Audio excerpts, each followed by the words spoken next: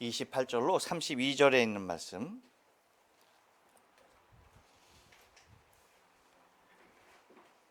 제가 가진 성경으로 신약성경 179면 정도 되고요. 요한복음 18장 28절로 32절에 있는 말씀, 제가 한 절, 여러분이 한 절에서 교독하겠습니다. 저희가 예수를 가야바에게서 관정으로 끌고 가니 새벽이라 저희는 더럽힘을 받지 아니하고 유월절 잔치를 먹고자 하여 관정에 들어가지 아니하더라.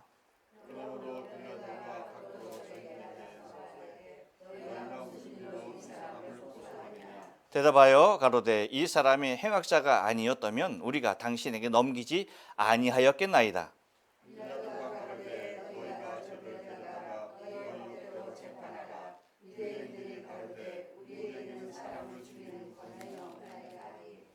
같이 읽습니다.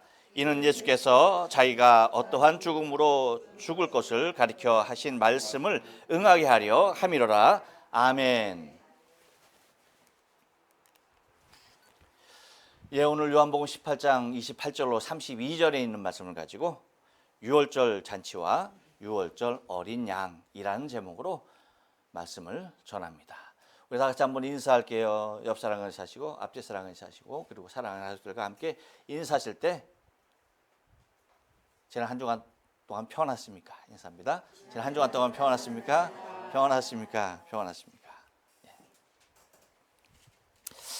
이번 주는 가정의 달 중에 5월 중에 우리 교회에서 청년 주일로 지키고 있습니다.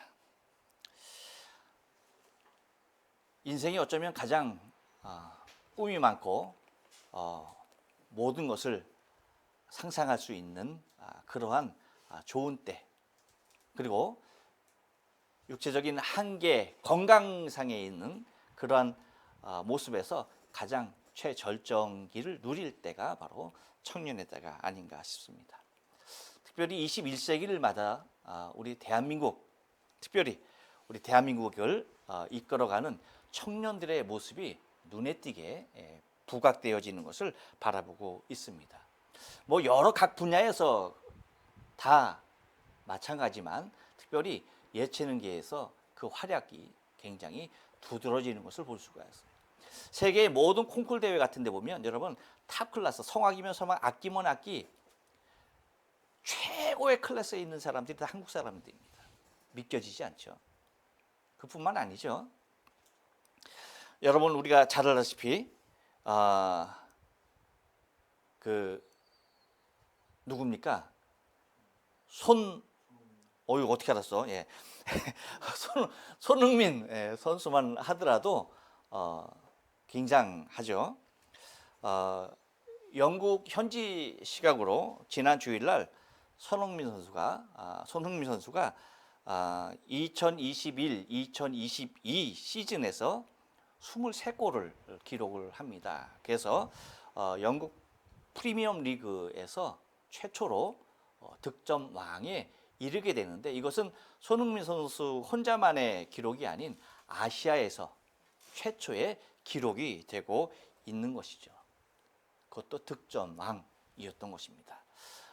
자기 아들 아니라고 여러분들은 감동도 안 받고 뭐 놀라지도 않고 뭐 걔가 누구야 뭐 그러는데, 여러분 축구를 조금 알거나 손흥민을 조금 아는 사람들은요 난리가 났어요. 그뿐만 아니라 우리만 난리가 난 것이 아니라 세계적으로 난리가 났습니다. 사실 대단한 기록이 아닐 수가 없죠. 영국 그 프로리그가 1888년에 시작됐습니다. 그러니까 140여 년을 갖다가 이어온 그러한 리그예요. 그러니까 축구의 종주국이라고 하지 않습니까? 그런 나라, 그런 리그에서 더군다나 아시안이로서, 그리고 더군다나 대한민국 사람으로 득점 왕이 올랐다는 것은 대단한 일이 아닐 수가 없는 것이죠. 근데 여러분 사실 우리는 대다수의 국민은 그 자체를 즐기기만 하죠. 와 정말 대단하다, 와 너무 좋아 라고 그렇게 기뻐하고 있습니다만, 사실 이러한 결과가 나오기까지는 쉽지 않은 과정을 필요로 했던 것을 우리가 잘 알 수가 있죠. 결코 여러분 순탄한 모습에서 이러한 일들이 일어나지 않는다라고 하는 것입니다. 우리가 잘 알다시피 손흥민 선수가 그렇게 되기까지 왼발 오른발 자유롭게 쓸 수 있는 오른손잡이 오른발잡이에요. 그러니까 이러한 선수가 좌우 왼발 오른발을 자유자재로 쓸 수 있는 선수가 되게 하기 위해서 아버지 손흥정 감독이 굉장한 애를 썼죠. 그 일화는 뭐 우리에게 너무나 잘 알려진 것 아닙니까? 그래서 매일 마이니치 메일을 못 알아들은 것 같아서 이러고 있으셔서 제가 여러분이 알아들을 수 있는 말로 한 거예요. 마이니치 고야쿠츠츠 500개씩 슈팅을 연습한 거예요. 왼발 500개, 오른발 500개. 그런데 어느 발부터 했겠어요? 왼발부터 500개를 다 차게 하고 그 다음에 500개를 또 오른발로 찼어요. 그러니까 좌우 균형 감각, 좌우 어디에서나 어떤 상황에서나 슛을 날릴 수 있는 선수로 만들기 위해서 사람이 익숙해지잖아요. 그렇죠? 한쪽으로 익숙해져요. 그래서 오른손잡이, 왼손잡이가 있는 게 왜 그래요? 그쪽이 편한 거예요. 그러니까 그쪽을 다 사용하니까 그쪽 아니면 되지가 않는 거야. 물론 잘 먹는 사람들은 다르더라고요. 오른손엔 숟가락, 왼손엔 젓가락 해갖고 이렇게 먹더라고. 그런 사람들도 있지만 대부분 뭐예요? 한 손을 주로 사용하게 되고 한 발을 사용하게 되죠. 특별히 여러분이 그 득점왕 중에서 이제 공동으로 수상한 이집트의 살라 같은 경우에는 다 뭐예요? 한쪽 발로 거의 그러니까 그 그라운드를 점유하여서 다닌 그 흔적들을 갖다가 다 찍어놓은 거 보니까 손흥민 선수는 올그라운드 플레이어야. 근데 살라는 자기가 주로 사용하는 쪽만을 열심히 뛰어다녔더라고. 그런 모습도 있어요. 그러니까 그렇게 되기 위해서 왼발을 그만큼 신경 쓰게 했는데 어느 정도라고요? 바지를 입을 때도 어느 다리부터 집어넣어야 돼? 왼발부터 집어넣게 하고. 운동화 끈을 묶을 때도 어느 발부터 묶어? 왼발부터 묶게 하고. 심지어 뭐까지? 경기장에 들어갈 때 어느 발부터 들어가게 해? 이 시점에서는 오른발 정도 한번 해줘야 되는데 여러분은 초질간에 역시 대단해. 역시 대단해. 그렇죠. 왼발. 모든 걸 왼발. 그래서 손흥민 선수도 그런 거예요. 자기에게는 오히려 왼발이 더 편하다라고 할 정도로 그렇게 훈련을 시켰다는 것이죠. 그러니까 왼발에 대한 자신감을 심기 위해서 그랬다는 거예요. 그 이유가 뭐냐?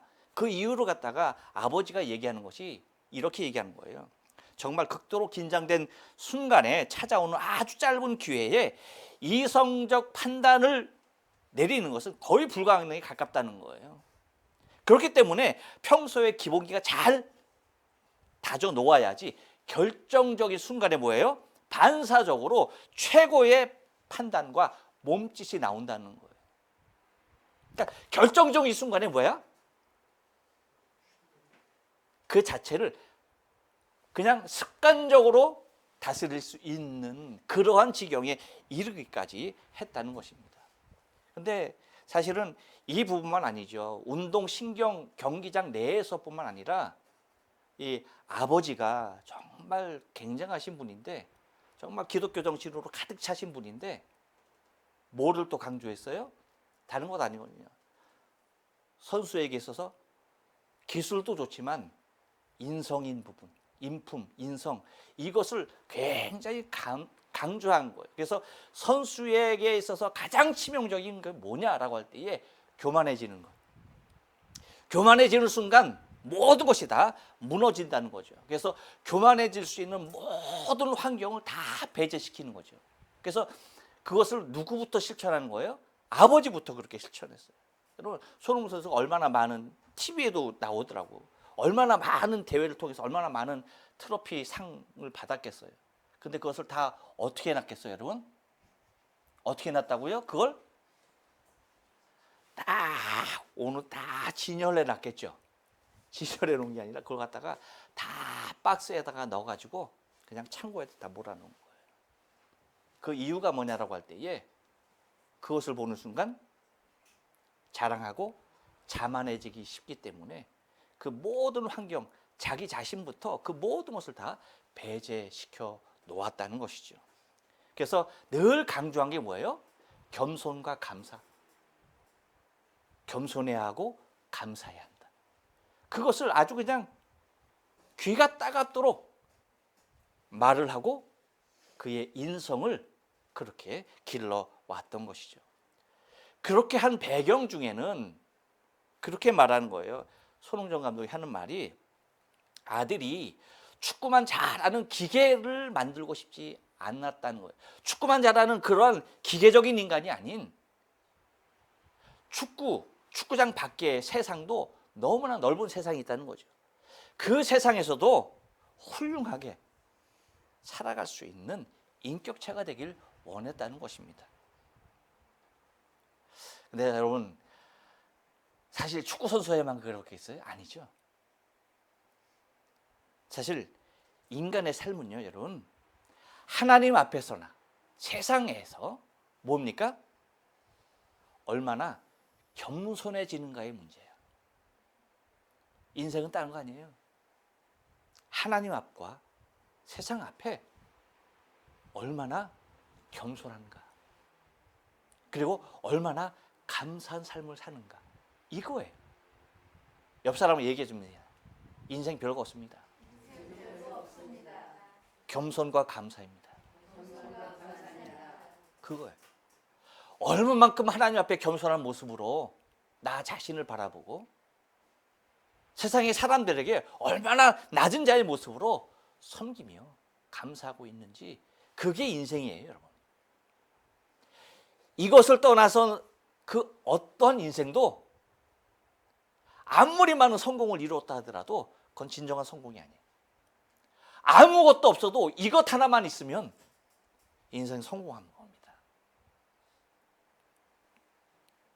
근데 여러분, 이 모습이 오늘 본문에 있어서 보면 아주 극명하게 갈리는 모습을 우리는 바라보게 돼요. 오늘 본문이 뭐냐면, 유월절 잔치를 위하여서 자신들을 율법적 의로 내세우려고 했던 무리들하고 어떠한 모습으로든 자신의 의를 세울 수 없는 하나님의 택한 백성들을 위하여서 희생의 제물의 길을 묵묵히 걸어가고 계시는 유월절 어린 양 대신 예수님의 모습을 28절하고 32절을 통하여서 아주 극명하게 뭐 하는 겁니까? 대조적으로 그리고 있는 모습이 오늘 본문의 내용이에요. 여러분, 우리가 잘 알다시피 유월절이 뭐예요? 유월절은 다른 건 아니거든요. 하나님의 백성들이, 하나님의 택한 이스라엘 백성들이 애굽에서 400년을 종살이하면서 노예로 사는 그 아무런 소망이 없는 그곳에서 구원의 내시는, 곧 세상으로부터 구원의 내시는, 그래서 하나님께서 약속한 땅으로 이끌어내시는 그 절기 아닙니까? 유월절 장자의 죽음을 통하여서 하나님의 말씀을 믿고 그 말씀에 순종한 사람들에게는 생명의 구원을, 하나님의 말씀이 없는 그곳에는 철저한 멸망의 모습을 보여주는 것이 유월절 사건이었어요. 그래서 그 유월절 사건을 통해서 어린 양 피 사건을 통하여서 구원의 내시는, 그 하나님의 백성들을 죄악의 땅에서 구원해 내시는 사건이 유월절 사건입니다. 그렇기에 이스라엘 백성들에게 있어서는 3대 절기 중 하나로 모든 사람이 그 축제에 참여하고 있었던 것이죠. 그래서 유월절 통하여서 먹는 음식들이 있죠. 그것이 뭡니까? 예, 어린 양이죠. 그건 뭐예요? 대속의 양이 되신 예수 그리스도입니다. 예수 그리스도를 나타내는 거예요. 그리고 무교병을 먹습니다. 누룩이 없는 빵입니다. 맛없죠. 딱딱하죠. 근데 이것을 왜 먹어요? 죄악이 없는 정결한 모습의 삶을 상징하고 있고요. 그리고 쓴나물을 먹습니다. 그 쓴나물을 먹는 이유가 뭐예요? 애굽에서 종살이 할 때의 삶, 그 고단하고 그 힘들었던, 고난당했던 그 삶들을 각각 의미를 부여하면서 상징해 놓는 모습들인 것입니다. 이렇듯 철저하게 하나님의 구원의 역사를 바라보면서 그 구원의 기쁨과 감격 가운데 그 절기를 나는 것이 유월절이었던 겁니다.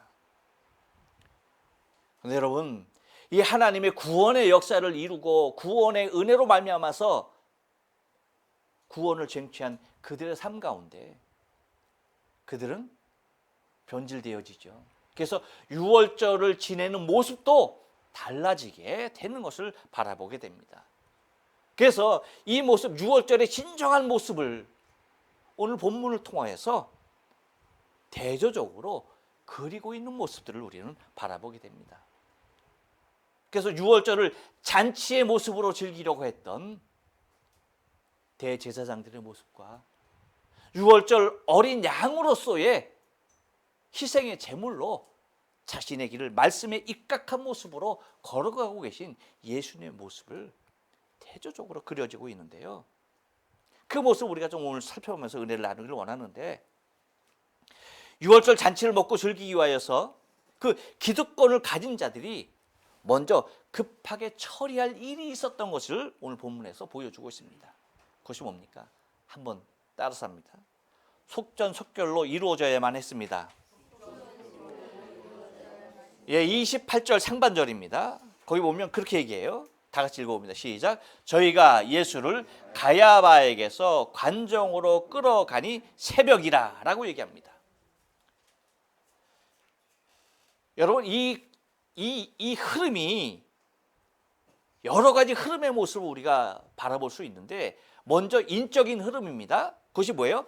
첫째, 누구에게 잡아갖고 옵니까? 안나스에게로 데리고 왔죠. 그래서 안나스에게서 누구에게로 갑니까? 가야바에게로 가죠. 그리고 가야바에서 다시 누구에게로 갑니까? 빌라도에게 갑니다. 이렇듯 지체 없이 뭐 하는 거예요? 인적인 흐름을 바라볼 수가 있는 것이고요. 또 하나는 시간적 흐름을 바라볼 수가 있어요.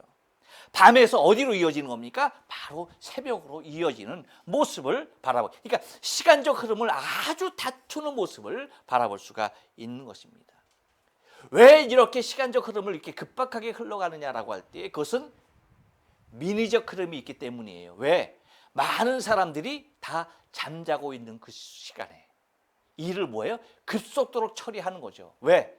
예수를 믿고 따랐던 사람들이 일어나서 이 사실을 알게 되면 뭐예요? 막 반대하고 난리가 날 것 아닙니까? 그러니까 그들이 깨어나기 전에 속히 뭐예요? 처리하려고 하는 그러한 모습들을 보이고 있다는 것입니다. 근데 그것을 어떤 모습으로 또 처리하려고 합니까? 합법적인 모습으로 처리하려고 했던 겁니다. 왜? 그래야 나중에 탈이 없죠. 그래서 이 합법적인 조건을 어디에다가 의지하느냐라고 할 때에 현 정권의 헌법에 따라서 예수를 처형하기를 원했던 거죠. 그래서 십자가형을 주기를 원했던 거죠. 그래서 여러분, 오늘 본문에 보면 그렇잖아요. 너희의 법대로 처리하라라고 하잖아요. 그러니까 뭐라고? 우리에게는 죽일 권한이 없다. 정말 죽일 권한이 없어요? 아니죠. 죽일 권한이 없는 게 아니십니다. 있습니다. 이스라엘 백성들의 사형법은 뭐예요? 돌로 쳐 죽이는 거죠. 그리고 교수형도 있고 여러 가지 사형에 해당하는 처벌의 모습이 있어요. 그렇지만 뭐예요? 자신들의 손에서 하려고 하지 않은 거죠. 왜? 나중에 추궁당하고 자신에게 책임이 돌아올 그 모든 것들을 뭐예요? 빌라도라고 하는 그 현 정권의 헌법에 의하여서 그 형벌대로 처리하려 했던 것입니다. 또 하나는 보완적인 모습도 있어요. 뭐냐 하면 백성들은 누구를 두려워합니까? 정부를 두려워하죠. 로마 당국을 두려워합니다. 그러니까 로마 당국의 힘을 개입시킴으로 말미암아서 혹시 일어날 수도 있는 소요의 모든 요소들을 뭐 하는 겁니까? 다 최소화하는 그 모습들을 아주 치밀한 모습으로 처리하고 있는 것을 바라볼 수가 있다는 겁니다. 근데 그것뿐입니까? 아니죠. 무엇까지 이르릅니까? 흔적 지우기. 어떤 흔적?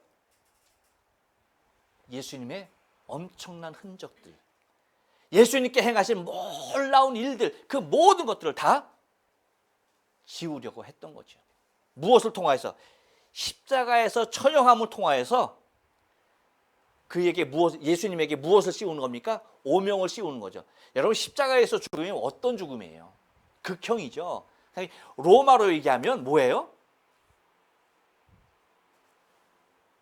반정부적인 요소를 갖고 있는, 그러니까 가장 혐오스러운 모습으로 죽임을 통하여서 예수께서 그동안 쌓아올렸던 그 모든 명성을 뭐 하는 겁니까? 한꺼번에 다 지우려고 했던 것을 바라볼 수가 있다는 겁니다.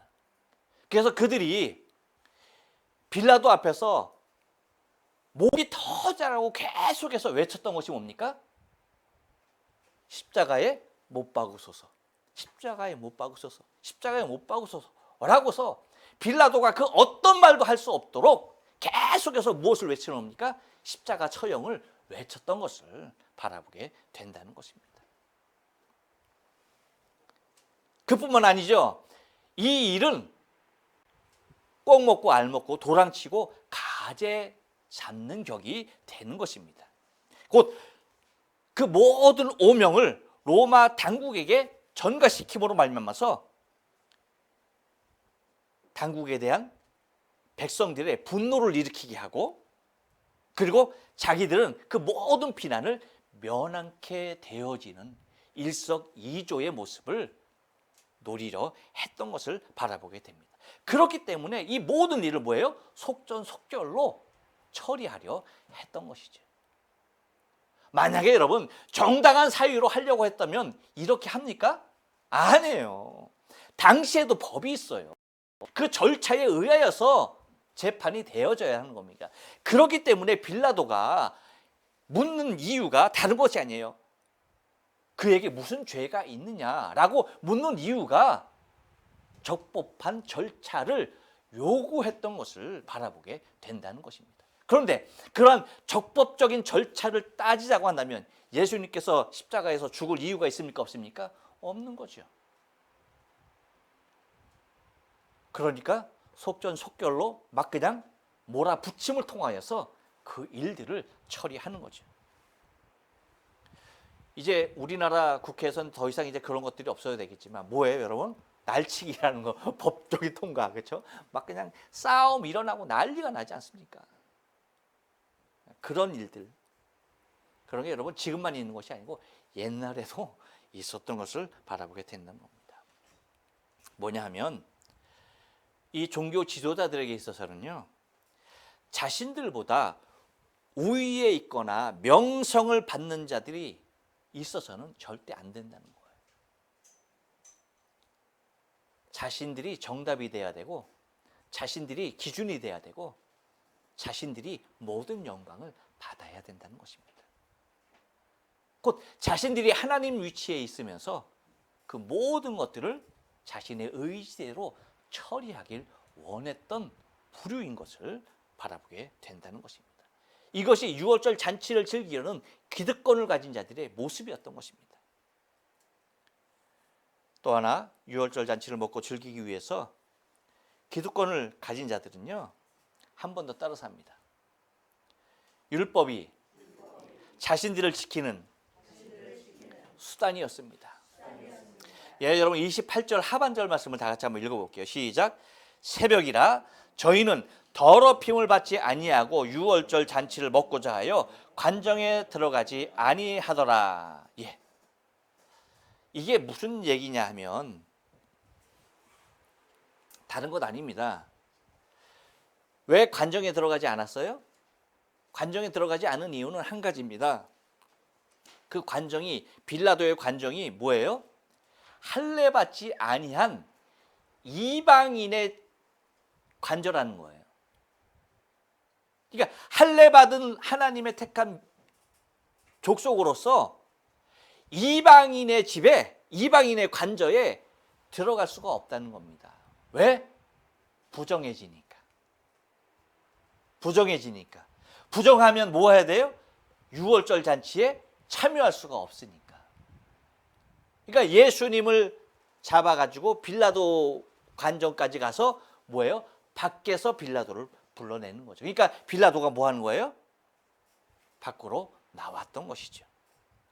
이 얘기가 여러분 뭐냐면 단순히 이것은 그들의 행동 속에서 그들의 깊이 박혀져 있는 정신들을 우리가 뽑아낼 수가 있는데 그게 뭐냐? 그들은 스스로의 방법으로 유월절 잔치를 먹을 수 있는 사람들이라는 것을 스스로 생각했다는 거예요. 여러분, 아까도 말씀드렸지만 유월절이라는 것은 하나님의 전적인 주권이 나타나는 모습이고 하나님의 주권에 의하여서 주장된 구원의 역사였습니다. 그런데 그 하나님의 주권이 드러나야 할 그 모습에 누가 드러나는 겁니까? 자신들의 율법적 행위를 끼워 맞추는 거예요.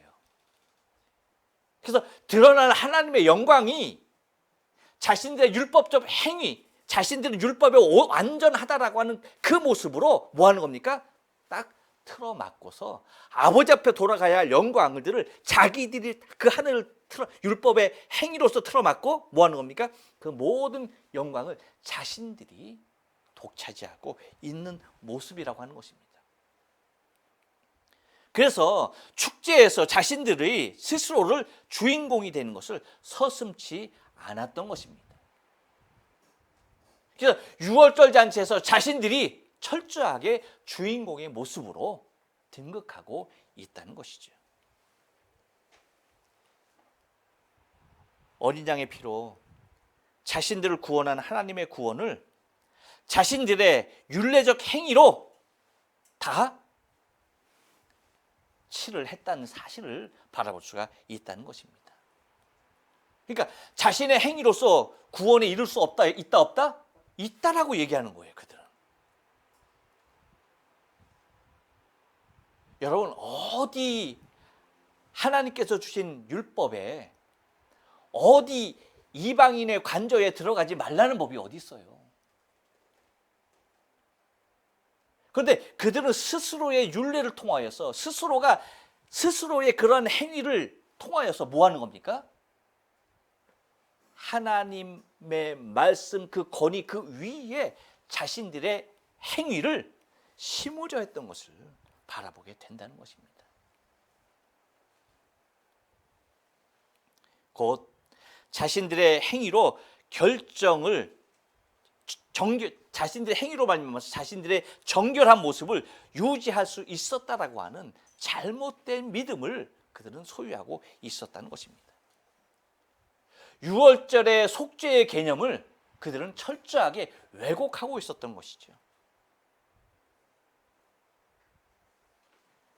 여러분, 우리가 의로워서 죽음이 우리에게서 넘어가는 유월절을 맞이한 것이 아닙니다. 그렇죠? 무엇 때문에 우리에게서 있어서 죽음이 넘어갈 수 있었습니까? 어린 양의 피거든요. 어린 양의 피. 나를 대신해서 피 흘린 모습이 피 흘린 어린 양이 있었기에 그 피로 의하여서 뭐예요? 나에게 있어서 죽음이 넘어간 것이잖아요.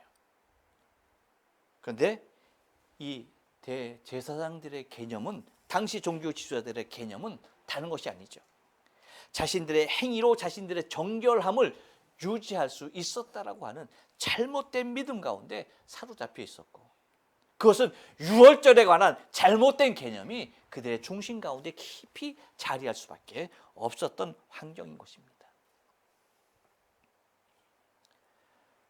또 하나 유월절 잔치를 먹고 즐기기 위하여서 기득권을 가진 사람들은요 한 번 더 따라서 합니다.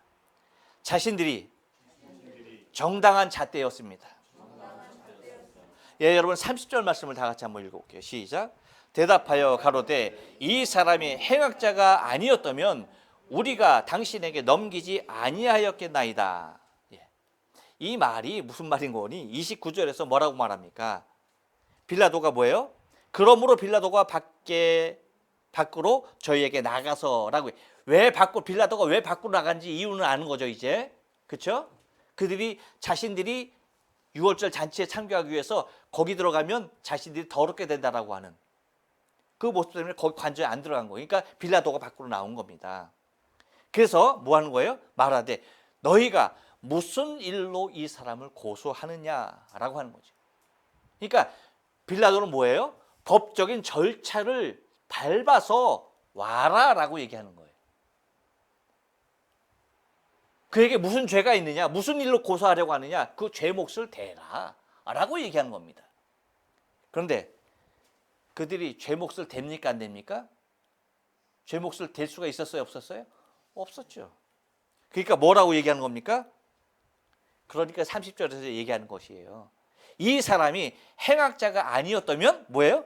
우리가 당신에게 넘겼겠습니까?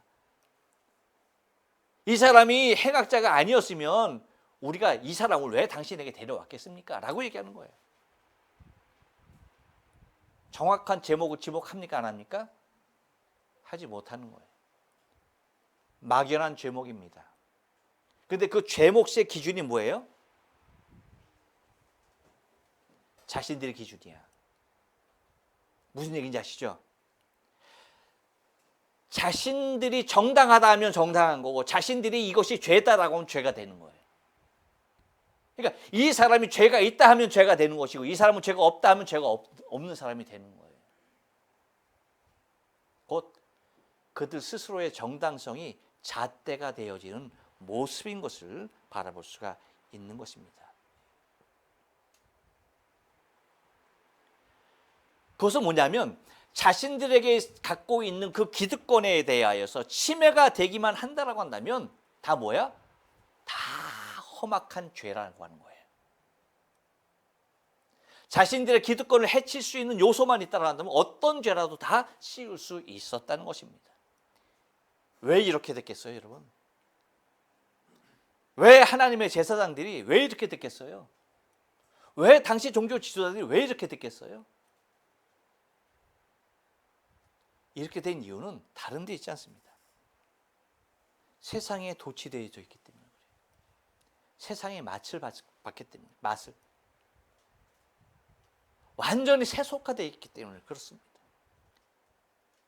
세상의 물건으로 세상이 주는 기쁨과 세상이 주는 명예, 세상이 주는 기득권이 그에게 있어서는 하나님보다도 더 소중했다라고 하는 것입니다.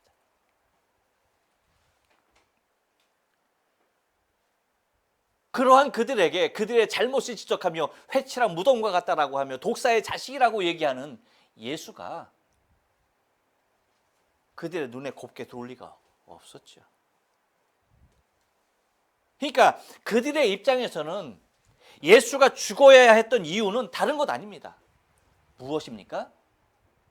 자신들과 달랐기 때문이에요. 자신들과 달랐기 때문에 예수가 죽어야만 했어요. 예수가 없어져야만 했던 것입니다. 만약에 자신들과 같았다라고 한다면 한 무리가 됐겠죠. 한 통속이 됐겠죠. 야, 우리 잘해보자. 정말 좋다. 라고 했겠죠. 하지만 자신들하고 달랐다라고 하는 그 이유 하나가 예수가 죽어야 할 이유가 되었다는 것입니다. 여러분, 이것은 2000년 전에만 있는 일이 결코 아닙니다. 지금도 마찬가지예요. 여러분, 예수님께서 이 세상에 오셔서 십자가에서 죽으실 때에 하나님을 섬기는 백성들, 하나님의 제사장들, 하나님의 백성들이 가장 타락했을 때입니다. 믿습니까?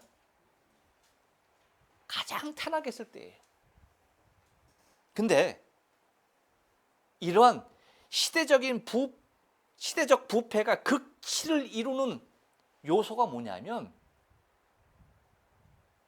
2000년 전 예수님의 당시와 똑같아요. 무엇입니까? 하나님의 말씀이 기준이 되어서 죄냐 죄가 아니냐가 아니라 나와 달랐기 때문에 죄가냐 죄가 아니냐예요. 나하고 다르기 때문에 너는 살아야 하느냐 죽어야 하느냐의 문제야. 근데 여러분, 요즘 시대가 그래야 안 그래요? 그래요. 법이 정한 이 사람은 죄인이냐 죄인이 아니냐의 문제가 아니야. 이제 더 이상 뭐예요? 네가 나와 같냐 다르냐 이 문제. 그래서 나와 다르면은 다 뭐예요? 죽어야 할 원수가 되어지는 시대. 그 시대가 뭡니까? 가장 타락한 시대라는 사실을 잊지 말아야만 합니다. 시대가 부흥하고 시대가 아름다운 것은요 다른 것 아닙니다. 다양성이 인정될 때에 그 사회는 부흥하고요 그 사회는 아름다워지는 거예요. 근데 여러분 색깔론에 의하여서 나와 다르면 인정을 하지 못하는 그런 안타까운 모습들이 여러분 우리 시대에 더 이상 지속되면 안 된다는 겁니다.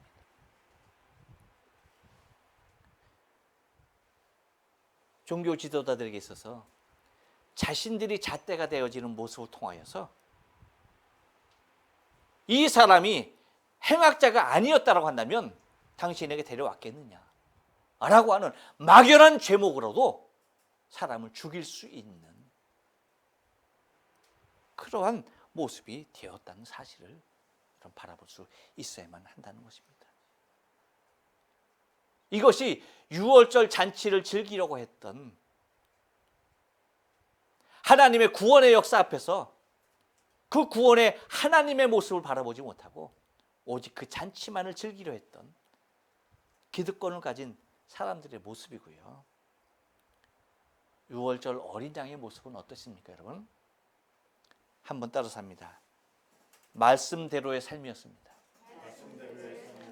32절을 다 같이 한번 보겠습니다. 시작. 이는 예수께서 자기가 어떠한 죽음으로 죽을 것을 가리켜 하신 말씀을 응하게 하려 함이로라. 예. 여러분, 예수님은요 탄생에서부터 죽음에 이르기까지 말씀에 의한 대로의 삶으로 일관하셨습니다.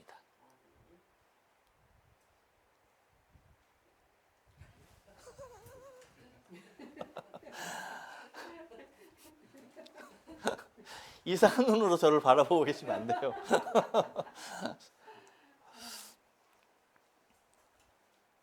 다시 한번 여러분 뭐라고요?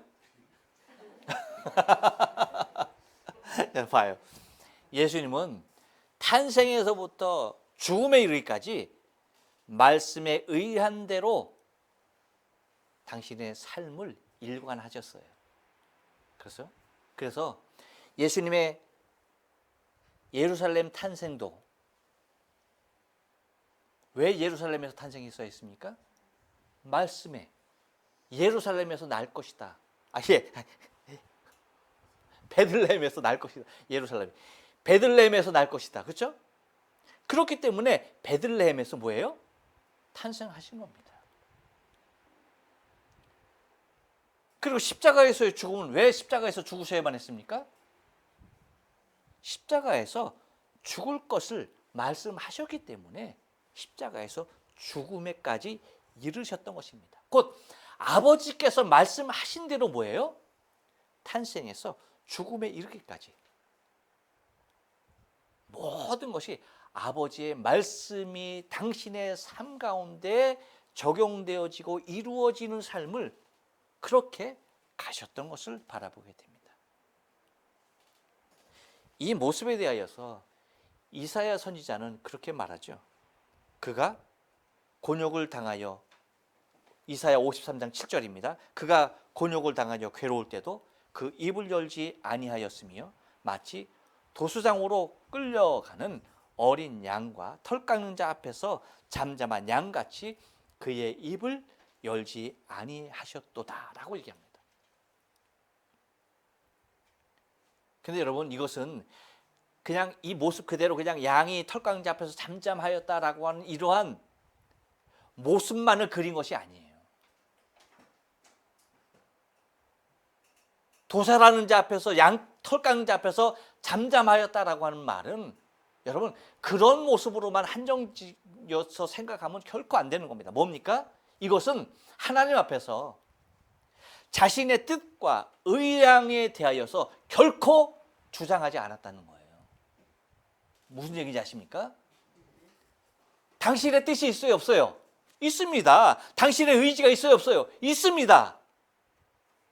하지만 아버지의 말씀 앞에서는 당신의 의지가 됐던, 당신의 의향이 됐던, 당신의 뜻이 됐던 그것을 절대 주장하지 않았다는 거예요.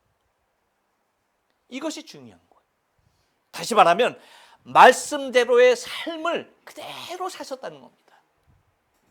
근데 우리가 왜 주님과도 같이 아버지의 말씀이 내게 주장되는 삶, 곧 말씀에 순응하는 말씀대로의 삶을 우리가 살아야 하느냐? 그 이유가 무엇입니까, 여러분? 그 이유는 다른 데 있잖아요. 그 이유는 첫째, 말씀이 나의 삶의 기준이 되어야 하기 때문이에요. 사람에게는 항상 기준이 필요합니다. 늘 기준이 필요한 거예요. 좌냐 우냐 기준이 있어야 되는 겁니다. 그렇죠? 기준이 있을 때에 좌냐 우냐가 분별되는 거예요. 그렇죠? 기준이 없는데 좌우가 분별됩니까? 안 됩니까? 없는 거예요. 반드시 기준이 있어야 한다는 거예요.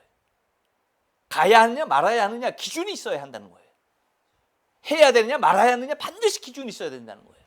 근데 그 기준이 무엇이 되어야 하느냐를 할 때 그것이 무엇이 되어야 하느냐? 말씀이어야 한다. 말씀. 내 생각이 아니고 내 뜻이 아니고 내 경험이 아니고 무엇이 돼야 한다? 말씀이 돼야 한다. 말씀이. 그랬을 때 여러분 이것이 우리의 일상의 삶 가운데 늘 표대가 되어지는 거예요.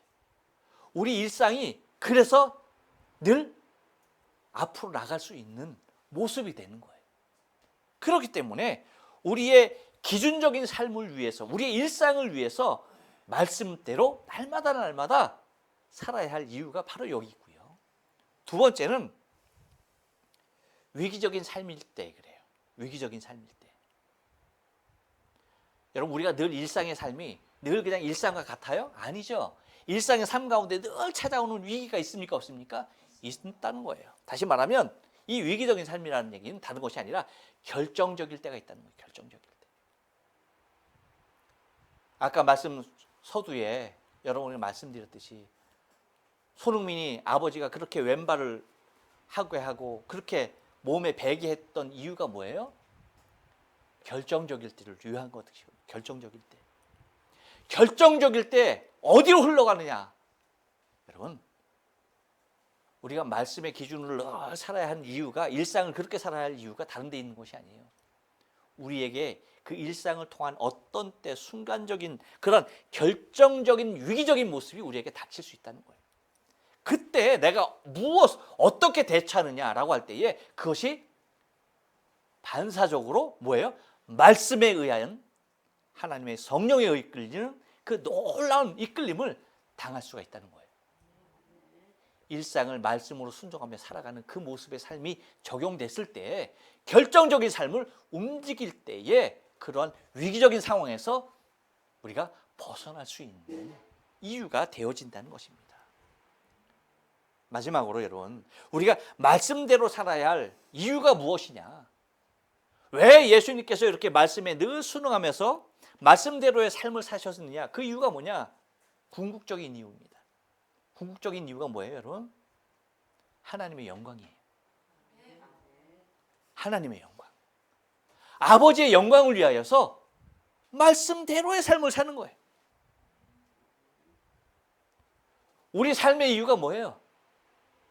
우리가 왜 살아갑니까? 왜 사는 거예요? 이유가 뭡니까? 하나님의 영광이에요. 6월절 어린 양의 사건을 통하여서 피 흘림을 통해서 나를 구원하신 그 하나님의 위대한 구원의 역사에 감격하면서 나를 그 죄악의 땅에서 나를 구원해 주셨으니까 나를 그 죄악 가운데서 속량해 주셨으니까 내 모든 인생의 삶은 오직 나를 구원하신 아버지께 영광되는 삶을 살기 위해서 그것이 궁극적인 삶이에요. 근데 그 궁극적인 삶 하나님의 영광을 위하여서는 예수님과 같이 늘 말씀대로의 삶을 사는 것이 유일하기 때문이에요. 이 말씀대로 사는 삶 외에는 하나님께 절대 영광이 될 수 없다는 사실을 기억해야 돼요. 인간의 제일 되는 목적이 뭐예요? 하나님을 기뻐하고 즐거워하는 겁니다. 아버지 앞에 모든 영광을 날마다 올리면서 살아가는 겁니다. 그러기 위해서는 다른 방법이 없는 거예요. 예수님과도 같이 순간순간 자신에게 어떠한 모습의 형태의 삶이 주어지던 아버지께서 내게 말씀하셨으니까 아버지의 뜻이 내 안에서 이루어지길 원합니다가 돼야 되는 거예요. 그렇죠? 그것이 예수님의 기도가 아니었습니까? 우리의 기도도 하나님 내 소원을 이루어 주옵소서가 아니라 내 소원을 이루어 주옵소서가 아니라 아버지의 뜻이 내 삶을 통하여 이루어지길 원하옵나이다. 할렐루야. 여러분, 내 소원대로 사는 내 삶이 중요하게 멋지겠어요? 하나님의 뜻이 내 안에 이루어지는 삶이 멋지겠어요? 옆 사람에게 얘기해 줘요. 어떻게 알았어? 알긴 뚫어지게 잘 알아. 맞아요, 여러분. 하나님의 도움으로 내 뜻이, 내 소원이 이루어지는 삶이 목적이 아니에요. 아셨어요? 아버지의 뜻이 내 삶을 통하여서 이루어지는 삶이 인생의 가장 고귀한 모습입니다. 그 인생의 가장 고귀한 모습이 예수님과 같이 저와 여러분의 신앙의 삶 가운데 이루어지길 주님의 거룩하신 이름으로 축원합니다. 기도하십니다.